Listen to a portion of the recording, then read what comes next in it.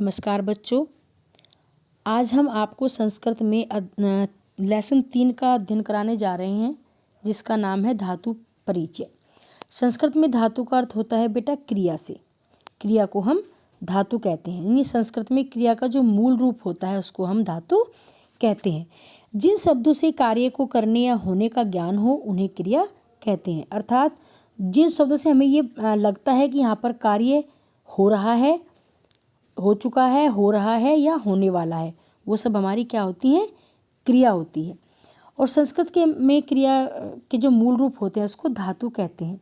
जैसे पठ धातु का अर्थ होता है पढ़ना, क्रीड का अर्थ होता है खेलना, और ऐसे ही लिख धातु और कई धातु होती हैं। लिख का अर्थ होता है लिखना, पश्य का अर्थ होता है देखना, गच्छ का अर्थ होता है जाना, क्रीड का अर्थ होता है खेलना, वो यहाँ पे वो तो आई गई है यहाँ पे। तो बहुत सारी धातुएं होती हैं जिनका धातु का अर्थ क्या हुआ? क्रिया, यानी जहाँ पर कार्य को करने या होने का ज्ञान प्राप्त हो उसको क्या कहते हैं? क्रिया कहते हैं। जिससे क्रिया के होने के समय का ज्ञान हो उसे लकार अर्थात काल कहते हैं। बट मैंने आपको जो स्टार्टिंग के कुछ क्वेश्चन आंसर्स कराए थे बेटा, उसमें मैंने आपको समझाया था कि लकार किसे कहते हैं संस्कृत में। जैसे हिंदी में आपको हमने समझाया था काल के बारे में। लकार किसे कहते हैं? काल को कहते हैं, अर्थात समय को कहते हैं। जो हमारे टेंस होते हैं, जैसे हमारे हिंदी और इंग्लिश में 3 टेंस जो 3 होते हैं मेन, वही 3 हमारे संस्कृत में भी होते हैं, बस 2 हमारे और उनसे अलग होते हैं। सबसे पहले हमारा प्रेजेंट टेंस होता है जो हमारा यहाँ पे लट लकार होता है। फिर हमारा पास्ट टेंस होता है जो यहाँ पे हमारा लंग लकार होता है, अर्थात हमारा भूतकाल। प्रेजेंट हमारा वर्तमान काल, पास्ट यानी लंग लकार हमारा भूतकाल, और फ्यूचर यानी हमारा लिट लकार जिसे हम भविष्यत काल कहते हैं। 3 तो हमारे ये ज्यों के त्यों होते हैं, जो हमारे हिंदी में भी होते हैं, इंग्लिश में भी होते हैं। इसके अलावा हमारे 2 और हमने आपको बताए थे लोट लकार, जो हमारे आज्ञार्थक होते हैं, जिनकी पहचान होती है पढ़ो, खेलो, जाओ, यानी जिसमें आज्ञा दी जाती है। समझ रहे हैं बच्चे? जिसमें आज्ञा दी जाती है वो हमारा कौन सा होता है? लोट लकार, यानी हमारा आज्ञार्थक। और 5वां हमारा था विधिलिंग। विधिलिंग जिसमें परामर्श दिया जाता है। आज्ञा हमें कौन देते हैं? जो हमसे बड़े होते हैं, वो हमें आज्ञा देते हैं कि तुम पढ़ो, तुम समय से विद्यालय जाओ, तुम खेलो, तुम नहाओ, तुम सो, तुम खाओ। जो हमें आज्ञा देते हैं वो बड़े देते हैं, लेकिन परामर्श हमें हमसे बड़े भी, छोटे भी दे सकते हैं और हमारी बराबर वाले भी दे सकते हैं। तो वो क्या होता है बेटा? सपोज सेंटेंस है, तुम्हें समय से विद्यालय जाना चाहिए, तुम्हें सुबह व्यायाम करना चाहिए, तुम्हें समय से खेलना चाहिए, समय से पढ़ना चाहिए, वगैरह वगैरह, जिसमें चाहिए वाले शब्द होते हैं, अर्थात जहाँ पर आपको परामर्श दिया जाता है। तो वही मैंने आपको लकारों के बारे में समझाया था। तो यहाँ पर लकार क्या होता है? हमारा काल, हमारा समय, यानी जिससे क्रिया के होने के समय का ज्ञान हो उसे लकार अर्थात काल कहते हैं। हिंदी में भी आपका काल है, तो ये काल किसे कहते हैं?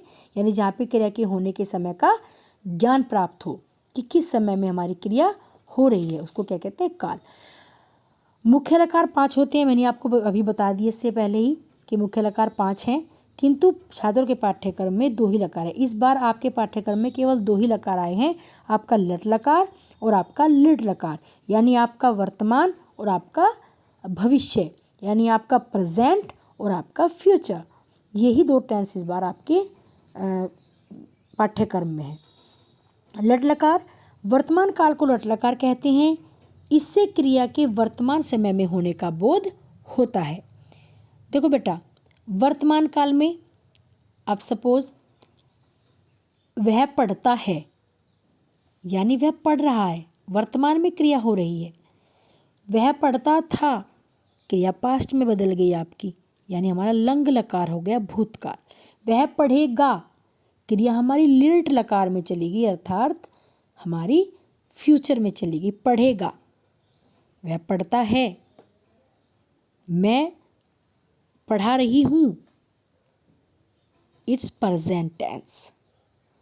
मैं पढ़ा रही थी, पास्ट। मैं पढ़ाऊंगी, फ्यूचर। तो ये 3 हमारे हो गए लकार जो आपके हिंदी और इंग्लिश में भी होते हैं। बाकी 2 हमारे लोट हमने समझाए, लेकिन आपके पाठ्यक्रम में इस बार केवल 2 हैं। लट और लिट, वर्तमान और। नीचे तालिका बनी हुई है बेटा, अगर इनमें प्रत्यय जब हम जोड़ते हैं तो कैसे बनता है। सपोज कोई भी धातु है उसमें हम कोई प्रत्यय जोड़ते हैं तो जो उसके प्रत्यय हैं वो इस प्रकार है। देखिए प्रथम पुरुष में कौन से प्रत्यय आते हैं, ती, तह, अंति। अर्थात अगर हम इसको पठ धातु में लगाएं तो पठती, पठतः, पठन्ति, पठसी, पठतः, पठत, पठ प्लस आमी, पठामी, पठ प्लस आवे, पठावह, पठ प्लस आमे, पठामे है। तो ये हमारे सारे प्रत्यय हैं बेटा। इसको आप किसी भी धातु में लगा दे, सपोज हम लिख में लगा देते हैं, लिख प्लस ती, लिखती, लिख प्लस तह, लिखतः, लिख प्लस अंति, लिखन्ति, लिख प्लस सी, लिखसी, लिख प्लस थ, लिखतः, लिख प्लस थ, लिखत, लिख प्लस आमी, लिखामी, लिख प्लस आवे, लिखावे, लिख प्लस आमे है, लिखा में है। तो ये जो सारे हमारे बेटा प्रत्यय है, सपोज मेरा नाम है रविता, तो रवि प्लस ता, रविता, रवि में ता प्रत्यय जोड़ने से क्या बना, रविता। तो हर चीज़ में प्रत्यय, इसमें भी प्रत्यय जुड़े हुए हैं आपके। तो हमने आपको बताया ये सारे प्रत्यय हैं, किसी भी धातु में अगर आप लगाएंगे तो यही प्रत्यय लगाएंगे। आप क्रीड में लगा लीजिए, क्रीड धातु आपके सामने लिखी हुई है ऊपर, क्रीड प्लस ती, क्रीडती, क्रीड प्लस तय, क्रीडतः, क्रीड प्लस अंति, क्रीडन्ति, क्रीड प्लस सी, क्रीडसी, क्रीड प्लस थ, क्रीडथ, क्रीड प्लस थ, क्रीडथ, क्रीड प्लस आमी, क्रीडामी, क्रीड प्लस आवह, क्रीडावह, क्रीड प्लस आमह, क्रीडामह। समझ में आ गया होगा आई थिंक आपकी कि कैसे आप ये जो प्रत्यय हैं इनको किसी भी धातु में जोड़कर आपके रूप बनते हैं। अब आप देखेंगे उदाहरण के लिए पठ धातु यानी पढ़ना के कर्ता के साथ लट लकार के रूप कैसे चलते हैं। अब मैंने आपको आई थिंक क्लास में समझाया था, नहीं समझाया तो अब आपको समझा देती हूँ कि लकार हमारे 5 होते हैं बेटा जैसे, और आपके 2 हैं, तो 2 लकारों में आप एक धातु याद कर लीजिए। सपोज आपका पठ धातु ले लीजिए, सबसे पहले हम लट लकार में लेते हैं पठ धातु। पठ धातु के रूप कैसे चलते हैं लट में, पठती, पठता, पठन्ति, पठसी, पठता, पठत, पठामी, पठावह, पठामह, पठामह। अब आप सोचेंगे कि पठ के तो हमारे याद हैं, अब आपको दे दे लट लकार में मैंने दे दिया आपको पश्य धातु के रूप। अब आप सोचेंगे पठ के तो हमने याद किए थे लेकिन पश्य के तो हमने याद ही नहीं किए, अब कैसे चलेंगे। तो बेटा आप एक लकार में एक धातु याद कर लीजिए, बाकी अन्य धातु आपको याद करने की आवश्यकता नहीं है। क्यों? क्योंकि बाकी धातुओं के जो रूप है वो सेम चलेंगे। सपोज मैं आपको कहूँ पश्य धातु के रूप सुनाओ, तो आपके अगर लट लकार पठ धातु याद है तो आप फटाक से सुना देंगे। कैसे सुनाएंगे, पश्यति, पश्यते, पश्यन्ति, पश्यसि, पश्यते, पश्यत, पश्यामि, पश्यावे, पश्यामे। अब मैं आपसे कहूँ कि आप क्रीड के सुनाइए, तो क्रीडति, क्रीडतः, क्रीडन्ति, क्रीडसि, क्रीडतः, क्रीडत, क्रीडामि, क्रीडावे, क्रीडामे। मैं कहती हूँ आप गच्छ के सुनाइए, तो क्योंकि आपके पठ के याद है तो उसी को याद करके सुनाइए। गच्छति, गच्छतः, गच्छन्ति, गच्छसि, गच्छतः, गच्छत, गच्छामि, गच्छावह, गच्छामः। हुआ। अब मैं कहूँ यच्छ के सुनाइए, तो यच्छति, यच्छतः, यच्छन्ति, यच्छसि, यच्छतः, यच्छत, यच्छामि, यच्छावह, यच्छामः। तो मेरा कहने का मतलब केवल इतना है कि एक लकार में आप एक धातु के रूप याद करें, बाकी धातु के रूप आप सेम चलेंगे, इक्वल उसी की तरह, अलग नहीं चलेंगे। ऐसे लट लकार में है, लट लकार में भी आप पठ के कर लीजिए। पठ धातु के रूप सबसे ईजी, सबसे आसान होते हैं, आप उन्हें याद कर लीजिए, तो फिर दूसरी धातु के रूप आपको याद करने की आवश्यकता नहीं है। जैसे लिट में कैसे चलते हैं रूप, पठिष्यति, पठिष्यते, पठिष्यन्ति, पठिष्यसि, पठिष्यते, पठिष्यत, पठिष्यामि, पठिष्यावे, पठिष्यामे। अब आपने ये पठिष्यति वाले कर लिए, अब ऐसे चलेंगे आप क्रीडिष्यति, क्रीडिष्यते, क्रीडिष्यन्ति, क्रीडिष्यसि, क्रीडिष्यते, क्रीडिष्यत, क्रीडिष्यामि, क्रीडिष्यावे, क्रीडिष्यामे। तो आप एक धातु के कर लीजिए, बाकी आपके अपने आप हो जाएंगे, सब ऐसे ही चलेंगे। चूँकि आपके पास इस बार 2 ही लकार हैं तो आपको ज़्यादा प्रॉब्लम भी नहीं आएगी। तो अब आप देखिए प्रथम पुरुष, मैंने अब आपको ये तालिका सबसे फर्स्ट में ही बनवा दी थी। मैंने स्टार्टिंग ही यहीं से की थी पढ़ाने की, कि मैंने आपको ये तालिका बनवाई थी कॉपी में। तो सा, मैंने बताया था लड़के के लिए, सा बताया था लड़की के लिए। तऊ 2 लड़कों के लिए, ते 2 लड़कियों के लिए, ते बहुत सारे लड़कों के लिए, ता बहुत सारी लड़कियों के लिए, यानी पुल्लिंग स्त्रीलिंग दोनों हैं। प्रथम पुरुष के तीनों वचनों में ही ये चेंजेस होगा, बाकी के 2 वचनों में कोई भी किसी तरह का चेंजेस नहीं होगा, वो ज्यों की त्यों रहेगी। लड़का हो या लड़की, अगर तू है तो तुम ही रहेगी दोनों की, तुम दोनों है तो तुम दोनों में, लड़के लड़की यानी पुल्लिंग स्त्रीलिंग में सेम रहेगा। ऐसे ही उत्तम पुरुष के तीनों वचनों में भी स्त्रीलिंग पुल्लिंग में सेम रहेंगे। तो वह पढ़ता है, वह पढ़ती है, वे 2 पढ़ते हैं, वे 2 पढ़ती हैं, या वे सब पढ़ते हैं, वे सब पढ़ती हैं। तुम पढ़ते हो, तुम पढ़ती हो, तुम दोनों पढ़ते हो, तुम दोनों पढ़ती हो, तुम सब पढ़ते हो, तुम सब पढ़ती हो। ऐसे ही मैं पढ़ती हूँ, मैं पढ़ता हूँ या पढ़ती हूँ, हम दोनों पढ़ते हैं या पढ़ती हैं, हम सब पढ़ते हैं या पढ़ती हैं। ओके, तो कुछ धातुओं के रूप चलाते समय कुछ परिवर्तन आता है, जैसे भू। हाँ बेटा, कुछ धातुएं हैं जो परिवर्तनशील हुई हैं, जिनमें परिवर्तन आया है, कुछ धातुओं में परिवर्तन नहीं हुआ है। तो वह धातुएं हमारी आगे पेज पे भी मैं आपको दिखाऊंगी, कुछ 9 धातुएं दी गई हैं। ऐसे यहाँ पे आपको बताया, जैसे भू है, भू का हमने कभी आपने भूति भूतय भंती रूप चलते देखे? नहीं। भव, भू को हमने भव में परिवर्तित कर दिया है, किया गया है, मैंने नहीं किया, किया गया है। तो भवती भवतय भवंती। ऐसे गम को गमती गमतय गमंती रूप तो आपने नहीं सुने होंगे। गच्छति गच्छतय गच्छन्ति चलते हैं। पा, जिसका अर्थ पीना होता है, गच्छ का मतलब जाना होता है, भू का अर्थ होना होता है। भवती भवतय भवंती रूप जो होने के होते हैं।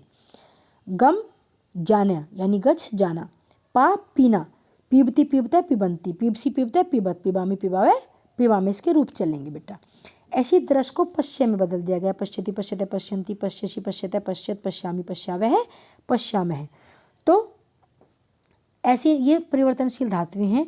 ऐसी धातुओं को परिवर्तनीय धातु कहते हैं, और जिन धातुओं के मूल रूप में कोई परिवर्तन नहीं आता उन्हें अपरिवर्तनीय धातु कहते हैं, यानी जिसमें परिवर्तन नहीं हो सकता तो वो अपरिवर्तनीय तो होगा। यहाँ कुछ मुख्य महत्वपूर्ण धातुओं के लट लकार के प्रथम पुरुष के रूप दिए गए हैं। देखिए बेटा, सबसे पहले हम अपरिवर्तनीय धातु के बारे में पढ़ेंगे। अपरिवर्तनीय, जिनमें परिवर्तन नहीं होता।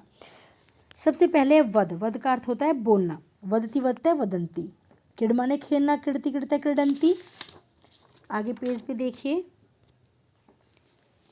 हंस हंसना, हंसती हंसते हंसंती, रक्षा करना, रक्षति रक्षते रक्षंती, नमस्कार करना, नमति नमते नमंती, पढ़ना, पढ़ती पढ़ते पठंती, लिखना, लिखती लिखते लिखंती, धावती धावते धावंती, खाना, खाती खाते खादंती, पकाना, पचती पचते पचंती, घूमना, भ्रमती भ्रमते भ्रमंती, खेलना, खेलती खेलते खेलंती। नेक्स्ट पेज है बेटा आपका, जस्ट ए मिनट जी। भू, ये परिवर्तनशील धातुएं बेटा देखो 9 दी गई हैं, मैंने आपको इनके बारे में बताया पीछे, कुछ अलग हैं। भू, जिसको हमने भव में बदला, जिसका अर्थ होता है होना। भवती भवतय भवंती, गम यानी गच्छ जाना, गच्छति गच्छतय गच्छन्ति। दृश्य यानी पश्य, दृश्य को पश्य में बदल दिया, जिसका अर्थ होता है देखना। पश्यति पश्यतः पश्यन्ति।